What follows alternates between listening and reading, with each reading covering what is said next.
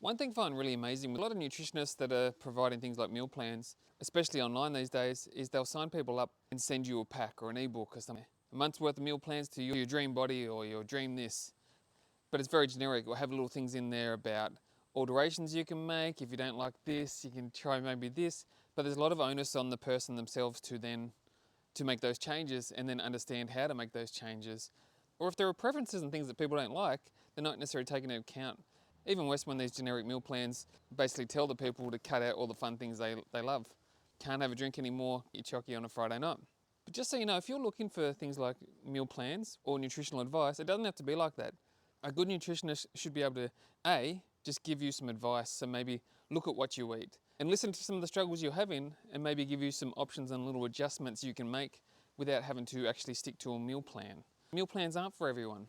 Or maybe you do want meal plans. Maybe you want just a day though. You just want to have one day's worth so it doesn't overload you, so you can just buy a certain amount of stuff that you can repeat, because sometimes people find safety in repetition, especially when it comes to things like this. Maybe again, you want a weekly thing or a monthly thing, whatever it is. Maybe it needs to be gluten-free, vegan, vegetarian, whatever it needs to be. But regardless of which way you go, it should always do two things. One, take into account things that you actually really like and keep them in there. And two, take into account things that you really don't like and not put them in there.